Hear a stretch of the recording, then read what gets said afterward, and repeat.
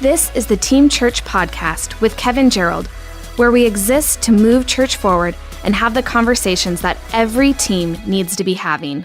Welcome to the Team Church Podcast, everyone. My name is Brandon Stewart, and I'll be your host today, and I am joined by my amazing co-host, the legendary Jody Cameron. What's up, everyone? On our team here at Champion Center. We're so glad to be here today. And So glad to be here. It's going to be fun. Absolutely. And of course, we're back. We're going to pull some wisdom out of Coach K today. Hello, everybody. And we're going to have some fun. Welcome to the podcast. We have created this space to have the conversations that every team needs to be having. So we're But has a hard time having, right? Absolutely. And True. so our goal is to set the stage. We want to start the conversation, but your job is to finish the conversation with your team. So if you're listening to this, wherever you're listening to it today, schedule a time, get some moments with your team coming up, continue this conversation. We think it'll help you and make us all better. Before we dive into our interview today, though, we have a first segment we like to bring every episode of the podcast. We want you to hear from some of our Team Church tribe and specifically hear from lead pastors on what their team is doing that's killing the game right now. So we had another great story come in from a pastor. Let's check that out. Hey, Team Church Tribe. My name's Jason, and I lead Coast Life Church in Venice, Florida. And one of the things that my team is doing so well right now is taking personal responsibility for the corporate success of the church. You know, a church can't be built around one person, but it does have to be built around one vision. And that requires for a team to all individually take responsibility for the health and the success of the church. And right now, it's not unusual to walk into a room and see our team poring over spreadsheets and in a really healthy way, looking at the metrics of our church to find out where do we have health and maybe where is there a gap in what we're doing that we need to lean into. And to me, it just speaks one word, and that is ownership. That each person on the team is taking personal responsibility for the corporate success of the church. And that's just one of the many ways our team is killing it right now. And it just speaks to the healthy DNA of a great team. If you'd like to give your team a shout out or share your team DNA story, why don't you reach out to us? Contact us through teamchurchconference.com. We'd love to hear your story, and we'd love to celebrate what God is doing in your team. So today we are so excited. We're going to have a very important, very big conversation on the inside of us today, and that is on the Team Church Code. Yeah, so this was our attempt, to put something into language that we feel like is already a part of the lifeblood of who we are and who we see Team Church Tribe being, that people can take this direction and put it into practice, make it their own and put it into their teams at their churches. And so we released it at Team Church Conference this past year, and we just want to talk about it, what each of them are, what they mean. The first one, if we can just dive into it, is we go together, not alone. And what that means to us is that teamwork is our hallmark, family is our framework, and we're more effective together than we are alone. So let's talk about this for a minute. I mean, what does this mean to you, Pastor Kevin, and why do you believe it so deeply? Well, it has to start with the church for me, and just my love for the church, my belief in the church. That's really, before we talk about, the power of a team, let's talk about the cause. Let's talk about the purpose. Why do we believe in team is because we believe that the church is God's idea and it's plan A and there is no plan B. So knowing that it's the hope really of the world, that this is the carrier of the message of Jesus, then we move along to the idea that, well, if we're going to get this done, like we have to be together in this and we have to move together and we can't all just be over on our own deal.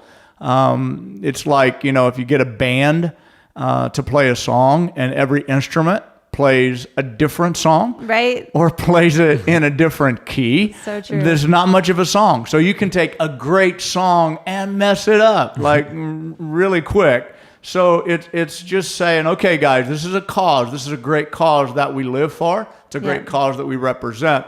So that's how I think it fleshed out for me to answer your question, is that it all began with me saying, man, the church is really God's plan. Like it really is. Tag, you're it kind of deal. So how do we have the best chance of moving forward, doing what we're called to do, the Great Commission? That's where the whole team concept comes from. So I can't imagine someone listening today arguing with that. I think we all agree that we want to be a great team. The problem is teams don't fall out of the sky. Yep. They're not found, actually. They're developed. They're fought for. They're built. So this is something that we have, over the years, I mean, even at our church, we've had to fight for. We've had to stand up for. We've had to intentionally build. So as a lead pastor, what has it looked like for you over the years to architect and build a team mindset deep into our church? It's making people really aware of the value. And I would say if you're struggling with a constant pushback in terms of unity and people getting on the same page, that it's not only in giving them a sermon on it or a message on it and then walk away and assume it's done. It's every day being down into the trenches and challenging the ideas and the individuality that people have a lot of times and don't see the harm in it or the lack of trust that exists in your organization.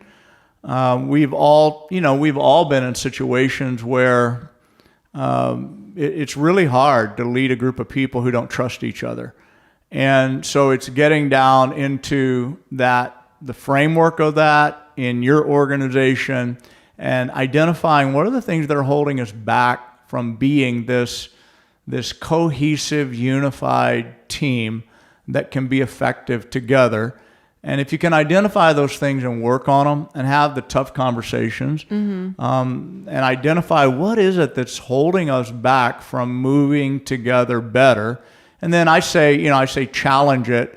I think in every scenario it's different. Sometimes I think challenging just means saying, hey, this is a better way we could do this. I'm going to ask you guys to think this way instead of thinking that way. Yeah. So challenge doesn't have to be abrupt, mean, putting them down, putting their thoughts down. Sometimes it's just expressing the better way and starting to get that into the fabric of your team, which is where the code can actually be valuable within the context of local churches. Is a code like this that we would embrace as being the narrative and the vocabulary that we would say again and again to ourselves and in the team unit. Well, so I've heard you say, and we've started championing this at our locations and in our teams, that our purpose is greater than our preference. Right. Yeah. And so, Very when good. it comes to individuality, that's great. And we want to have creativity and we want to have uniqueness. But at the end of the day, the purpose is greater than the preference. Yep. I've heard you talk about alignment for years, and sometimes we're going to disagree on the little things, but we're going to align in the big things, so we don't have to reach agreement 100% across the board to still be a strong team if we're willing to reach that higher alignment that, we're all going in the same direction. We're all trying to reach the same goal. We're all trying to get more people to Jesus and more people to say yes to him. We might have a difference in preference, but at the end of the day, if we can find alignment that we're going in the same direction, that's really what this is about. We go together, not alone. We don't want to spread out into all these different ideas and tentacles, if you will, and miss out on the strength that happens when we come together and align together, that strength that comes, that really leads us into our second point of the code, actually, is that we are undivided, right? We are undivided. We stand shoulder to shoulder, focused, fixed, remembering who our real enemy is. We share the credit in victory and the responsibility in defeat. This one was really, when we were writing it, I guess where our head was at is the idea that the more time any of us spend worried about the dangers or divisions on the inside of the team are moments we're not spend fighting our real enemy that's out there, Right. and taking the gospel to our community and building a healthy church. So any moment we're focused on division is a moment we're not focused on mission. And that was just where our head was at, I guess, on this one, trying to give language to who the real enemy is. And so why is it important for a team to get that right? Well, it's important because the results that you get when you are divided, the Bible says a house divided won't stand. So the results are results nobody wants. And so I would just encourage that within the context of team, for us not to assume that when we talk about this today, we are proclaiming it as an easy mission to bring people together. And I think it's just an ongoing conversation. That's why with this podcast, if we can just start a conversation is our goal, and then you can continue that conversation in the context of team. When we're done talking, pick up the conversation and ask, why do we want to really be united? What's the reason? And I think that the quick assessment reminds everybody that the outcome of being united is so much greater than being divided. And so that's what I would say. I would say for me, it's within a team. Some people think, that when you lead a church like I lead and an organization like I lead, they're like, well, that's easy for you to say because you always get your way. That's really not true. Yeah. We make compromises for the sake of the team, even in the chair that I sit in. And that means I give away things to let people do things maybe a little bit different than I would do it if I were sitting there. But I am asking them constantly, do your best to find alignment with me whenever you're doing what you're doing. And if I know you're doing that, I'm going to be happy. But there are compromises. My point is that there are always compromises, no matter what chair you sit in when you're doing a team together. You just have to decide which ones you'll make and concede on and which ones you won't as a leader. But being united rather than divided is always going to spell the win. Well, and I think on a practical note, we just want to also build the kind of work environments and weekends people want to show up to. I mean, when the environment, when we're together, and when we're letting the small things fall off and we're focused on our mission, it's just so much more fun to show up and serve and work and live, and rather than the heaviness of dreading because there's conflict in the mix. Yeah, well, successful teams have to put the interest of the team above their own self-interest.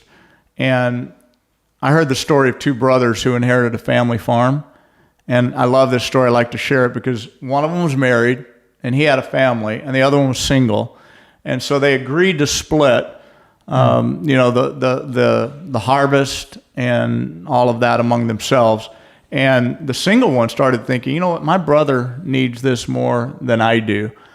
So he started going across the barnyard and he carried over the grain from his silo in secret at night from his silo over to his brother's. And then the single brother's thinking, my brother's married, he's got a family, he needs it more than I do. So what they were starting off with, just this thing of, okay, let's share equal space.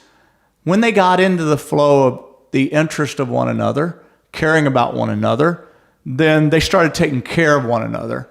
And that's what happens in a great marriage. That's what happens in a great team. When the dynamics are unselfish, and you're like, you know what, I'm not just looking out for my own interest, like the Bible says, but we're looking out for the interest of one another. And you know how the story would end. Both of them are getting back everything that they gave away. And that's how I watch within the context of a team. If you're not prideful and trying to grab your territory and you're just wanting the good of the team, what I found is that plenty of territory comes your way. As a leader and as a contributor on the team, if your heart is to I want the team to win. Right. It's not about me, it's about we. And so those dynamics, once they get going and people start sensing it and being reminded of it, can do great things for the interest of the big picture. I love that idea. This whole thing of we accept the credit, we share the credit in victory and the responsibility in defeat. Mm-hmm. So, there's a phenomena that started in my generation, actually, I think, where I still claim millennial, is that, we don't usually stay in the same career path for our whole life. Generations before us would say, okay, I'm going this direction. And most of the time stay with the same company until retirement. And that is just not a thing at all anymore. And when it comes to church life, how much more important is it for us to really get this on our teams, on our staff, even on our volunteer teams, the importance of being undivided, not letting a defeat here and there take us down, but really sharing the responsibility in the defeat and sharing the credit in the victory. I mean, let's just talk about that a little bit deeper. Well, I think that our tendency oftentimes is to assume that our idea is always, the best idea.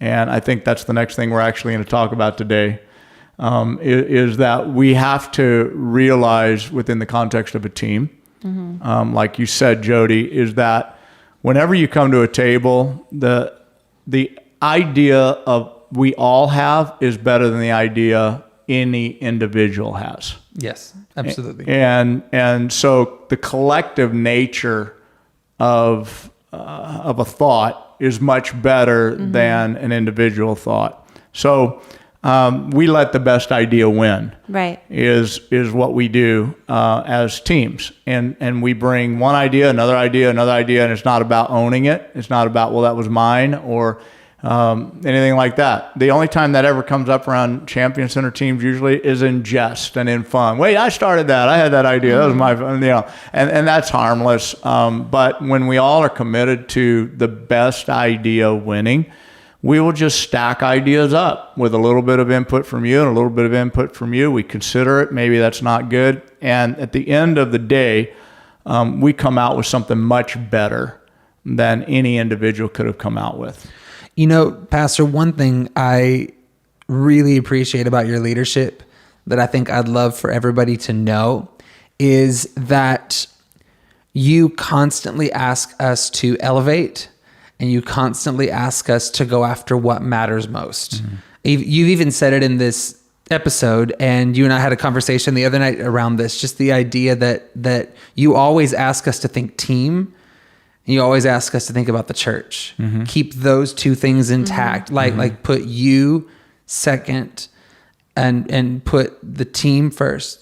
Put the church first. That's what matters most. And I just love you. You've done it differently over the years, but I just feel like you've constantly done that in the life of our team. And I guess I just wanted people to know that. And I feel like that's an important part of your leadership that's really added a lot of health and a lot of strength too. But it's something that you have to fight for, right? Because so often, people get into this organizational chart mindset of, well, this is my upline and this is my downline and this is my job description. And so that's not my job. Right. And, you have taught and championed this idea of collaboration and fighting for it and fighting for the overlap and fighting for the miscues and confusion that sometimes happens when multiple people are responsible for multiple things. Why is that important? And what are some of the strengths of it? And what are some of the things that maybe you've learned along the way through fighting for collaboration? The reason that I like the word team is because my point of reference growing up on a team was I just wish that the church could be more unified as I've seen teams unify. And then the opposite was what I saw a lot of times. The teams that have a running streak or an ability to do better, but they mess it up because they get little things going on within their own personalities and attitudes, and I'm not getting the ball enough, and I need to be shooting more. And those sort of, I've watched great teams, that have messed everything up in their potential by that individual fighting or, conflict that we often have. And so for me, I just think that when it comes to the end of the day, thank you for what you're saying, but I really don't understand sometimes why more people can't get that. I don't understand. Wow. I even with my colleagues and pastors who are friends of mine, a lot of times when I'm having conversations with them, the challenge of letting go of things that are of personal interest that I want to do, or this is just what I like to do, for the sake of the bigger picture and the benefit of the church itself being able to be free and growing and so forth. And hitting that wall and not being able to turn that corner is very difficult sometimes for me, and frustrating. Because it's like, do we want the Super Bowl or not? Right. Do you want to win the ring or not? Right. And as long as you stay smaller and, you're happy with what I get my way. Yeah, but you're on a losing team right now. Sure. So do you want a winning team? Would you say like examples of that, like maybe a lead pastor listening would say, well, I have some people on my team that are really making it difficult for other people on our team, but I'm comfortable with them. Yes. Because I know them. I know what I'm going to get out of them. So I'm not going to have the hard conversation. I'm not going to Or challenge they're talented, them. and they're They're talented, They're and they're really, really good at what they do. Yeah. And so I'm not going to have that tough conversation. Or we're going to have a Wednesday night because I like speaking on Wednesday nights. Yes. Like those types of examples. Yes. Or I want to preach an hour. I want to preach an hour. Yeah. Like God moves when I preach an hour. Right? It's like, okay, man, people, your whole church is going to be better. Yeah. If you'll cut it down to 30 minutes, 35 minutes. All the worship leaders out there are like, we got to have 45 minutes of worship or the Spirit of God is not going to move, right? It's not going to move without it. Those are great examples, though, the kind of stuff that when we're challenged, personal preference versus purpose, which you brought up earlier. Those personal preferences, it's amazing to me how easy it is to get blind to the bigger win and to get selfless in the process. And that's really what we mean, is that dynamic of saying, no, it's reasonable for me to realize that within the context of a growing church, not having an hour worship every weekend or our message every weekend or something that and then there's people that go to churches, for example, and the church is growing, and so now they have multi-site and they have locations where they're having the pastor isn't in front of them physically live, and so it's a video, and you hear congregational individuals that are saying, well, I just like I like it better when I'm in a room. Well, you can't demonize them. Nobody wants to say, oh, those are evil people, but I have to swallow twice, because I'm thinking, yeah, but it's not just about you. Right. Like, could you celebrate that there's new locations, more people coming into the church, people's lives are being changed. We have more children's center. We're able to help more youth. Like, can you get focused on that and give that up? Like, can you get selfless enough to give some things up along the way for the bigger cause and bigger purpose? Until I get fired up about that, but. Well, and I was going to say, I'm going to have to call it for time here. We're halfway through, but we're going to go to a part 2 on this. And so a lot of great stuff today. Team Church Code. In fact, if you're listening to this today, watching this today, and you would like to use the Team Church Code in any context in your team, it's available to you at teamchurchconference.com. Go to the About page there, and we'd be honored if you would take these phrases and thoughts and adopt them into the culture of your team. Also, if this podcast is resonating with you, I want to encourage you to hit the subscribe button however you're watching or listening to this today, and help us out. Spread the word. Share this not only with your team, share it with someone else at another church or a friend that needs to hear this today. We would just count it an honor to have a space into your world, into your team's world every single month. And finally, I always want to remind people, we have some great events coming up in the life of Team Church. Head to teamchurchconference.com for information, not only on our annual conference, but on our one-day events and training camps. We would love to have you join us at a future event coming up. So Team Church, we love you. Until next time, let's move church forward together. God bless you. This has been the Team Church Podcast with Kevin Gerald. For more information on conferences and events, check out teamchurchconference.com.